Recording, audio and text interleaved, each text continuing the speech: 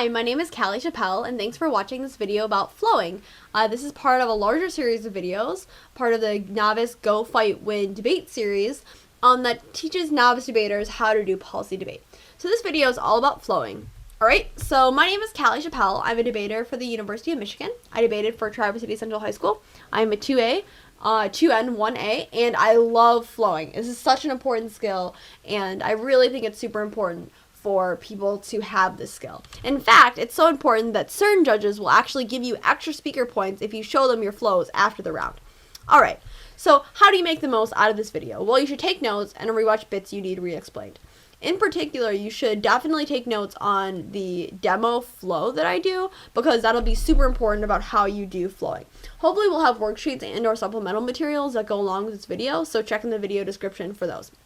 Next, you don't need to memorize everything that I say, just be familiar with the terms that I use in the video. This one's pretty easy with the terms. Alright, and finally, your coach may like things differently, or you may like to debate a different style. That's totally okay. This is just one starting point, not an end point. However, a caveat with flowing is every single person has to flow. No one can just not flow. Seriously, one of my novice debate partner had eidetic memory, so a photographic memory, and even she with a photographic memory had to flow, okay? So nobody's exempt from it. Even people who do performance and identity debate, they still flow. It's because it's a universal skill and it's something that you absolutely just have to do. Alright, so what is flowing? Flowing is a special way that debaters take notes in debates, okay? So why is it important to flow? Well, silence is consent. Star this, circle it, color it with a big highlighter. If you fail to respond to one of your opponent's arguments, or you drop the argument, that argument is assumed to be true. So for example, if the other team says, we're all aliens from outer space, and you just don't respond to it, then the judge has to assume that we're all aliens from outer space and evaluate the debate that way. Obviously, that's a pretty comical example, but let's say you can see that the AF doesn't solve. Well, it doesn't matter how awesome your AF is or whether you're winning the impact calc debate. If your AF doesn't solve, then that's the end. You're done. You're just going to lose. Alright, so how do you know that they say the AF doesn't solve? Well, you have to write it down, and the best way to write it down is in our organized, flowing manner, okay? We've been doing policy debate for a long time, we've been flowing for an even longer time, and so there's a reason why we have this technique. It's because it works, right? So flowing keeps your speech organized and therefore much more persuasive. Also, it makes it easy to respond to every argument and notice if the other team drops one of your arguments, because there's like a big gap in the paper.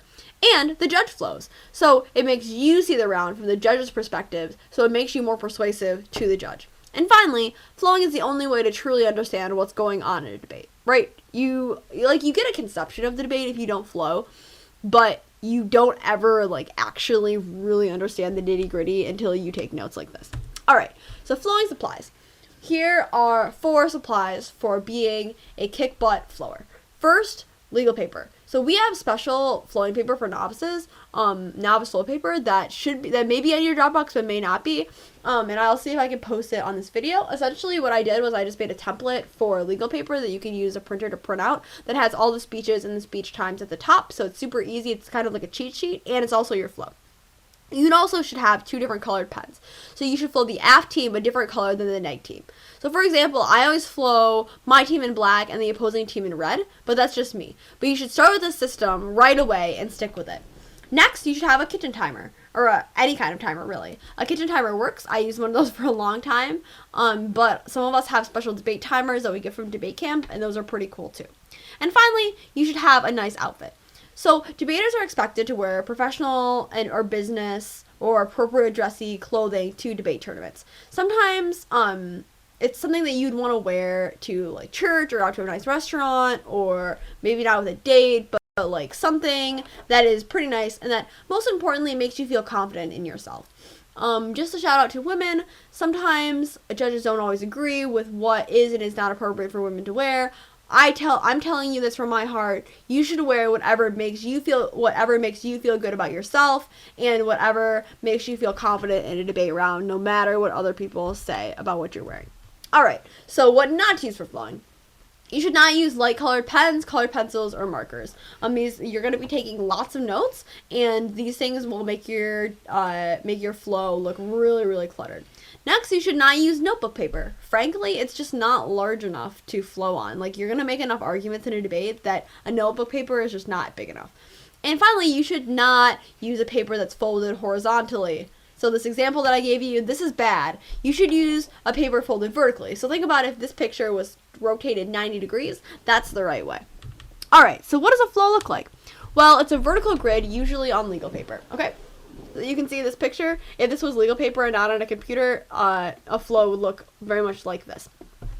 All speeches are represented, so you have one column for each speech, okay? So here, this would be the 1AC, the 1NC, the 2AC, the neg block, the 1AR, the 2NR, the 2AR. Okay? Every team is a different color, so you could see, it looks like this person flowed the 1AC in like black, but since then looks like they flowed all their neg speeches in red and all of their ass speeches in blue. Alright, so it needs to be well organized and legible. So this is pretty well organized, and this is definitely legible. So I'd say this is a good example of what a flow should look like. Next, we use symbols to write quickly, because there's a lot of stuff that we need to write down, and when people are talking a million miles an hour, aka much faster than I talk in these videos, then you need to have a set of systems a system of symbols to be able to convey ideas quickly. And I'll show you this later. So, there's a sample flow on the back of the flow template. Oh, actually, you don't have this, but usually I'll print out a sample flow on a flow template so you all novices can have that. Alright, so what do you write down? So when you're flowing evidence, you should write the tag, the author, and the date. If at the beginning you only get the tag, that's okay, but you should try to get the tag, the author, and the date with practice. I put an L or like a little box around cards, so I know it's a piece of evidence and not an analytic, which is an argument without evidence. So how do you flow analytics or just arguments, right? Arguments that aren't backed up by evidence that you like read in that speech. Then you just like write it down. You just write down as much of it as you possibly can. All right? So here are some flowing do's and don'ts. So flowing do's are the following. You should have one piece of paper per position. So you should have a piece of paper for DA. So like let's say the 1NC is 2 DAs, a counterplan, T, and case. So you should have 2 separate sheets of paper, one for each DA. You should have 1 sheet of paper for the counterplan. You should have 1 piece of paper for the topicality violation, and you should have as many sheets of paper for the case flow as necessary. So like let's say the 1AC had 2 advantages. You should have 2 pieces of paper, 1 for each advantage. Okay, during constructives, you should leave a space after each argument, so you'll have room to write their responses next to it, okay?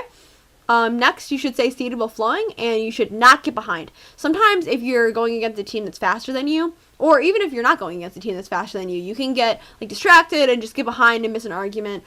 What I do is I just like leave a blank space where I know I forgot an argument and circle it and highlight it, and in cross-ex I'll ask them what the argument, or I'll ask my partner what the argument was in the spot that I missed. But if you miss an argument, instead of like being like one argument behind for the rest of the speech, just circle it, come back to it, and then just try to stay on the same speed as the person giving the speech.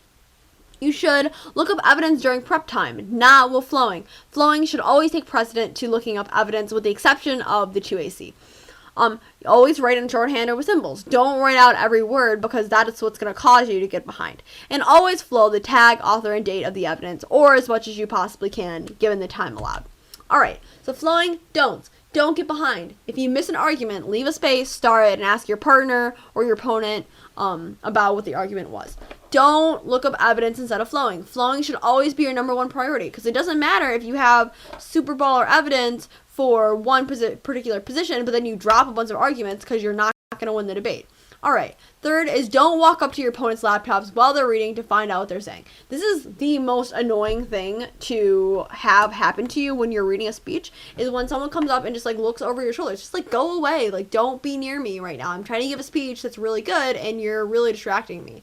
So what you should do, instead of doing that, is stay seated, ask during cross-ex your opponent what they said, or ask your partner. And don't write illegibly. An illegible flow is like not flowing at all. It doesn't matter if you wrote down everything. If you can't go back during your speech or during prep time and figure out what the heck you wrote, then it doesn't matter if you wrote it, because you don't know what you said.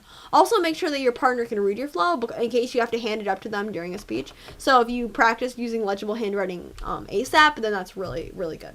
Alright, so we're going to do some flowing in real time, okay?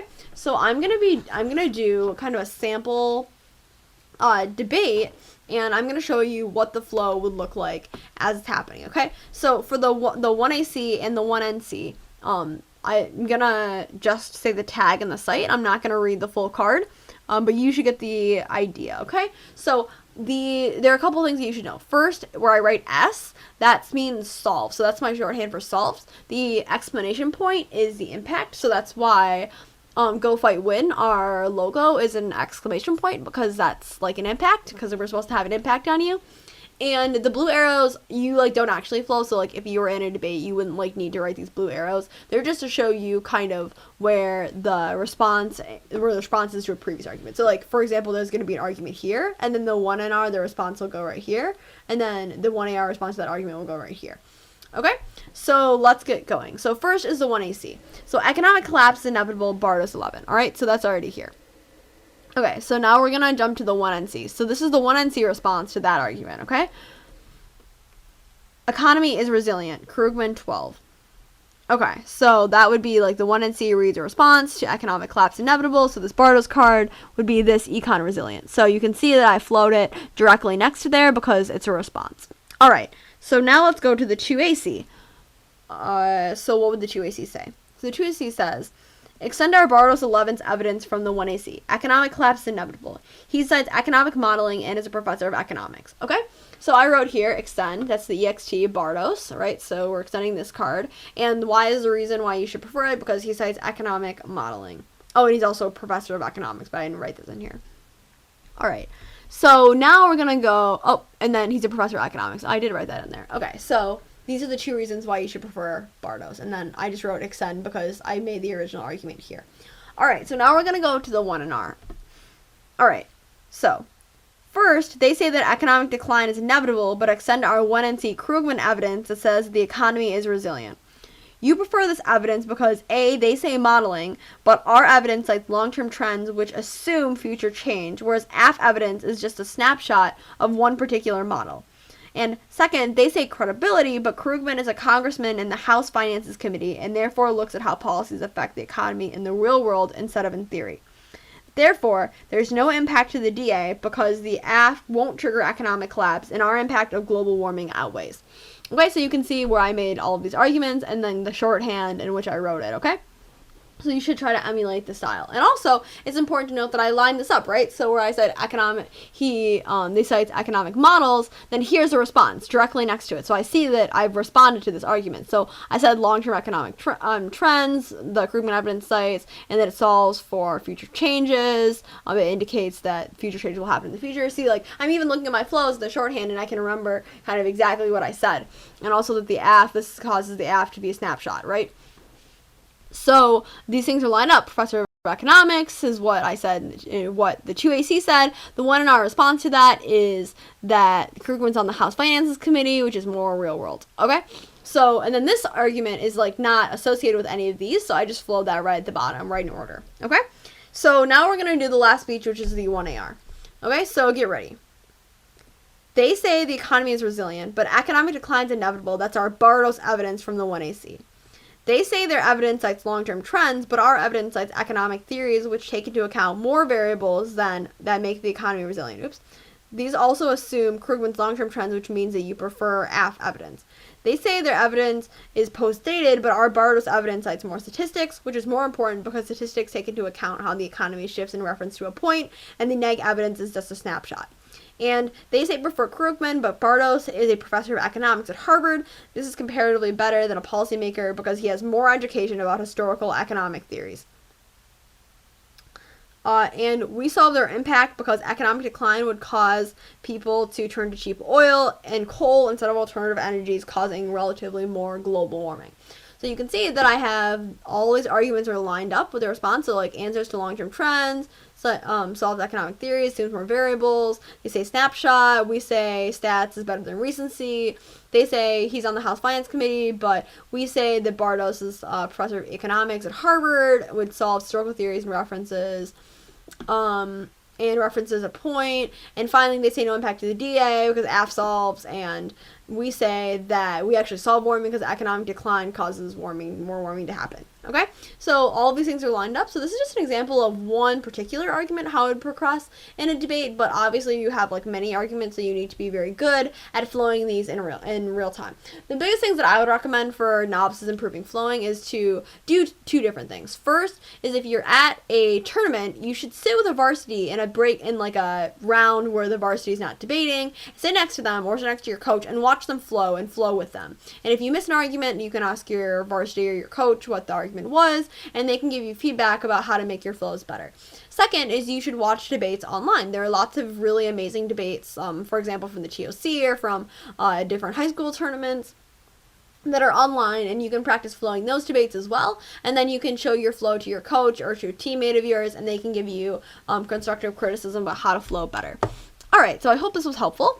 Now let's talk about organization. So organization is a huge thing about being good at flowing. So you need to keep your flows and your reputation organized. So try to keep your reputation in the order of the flow, right? So line by line, remember? You just go down in the same order, so the judge doesn't get confused about what you're talking about or where it is in the flow.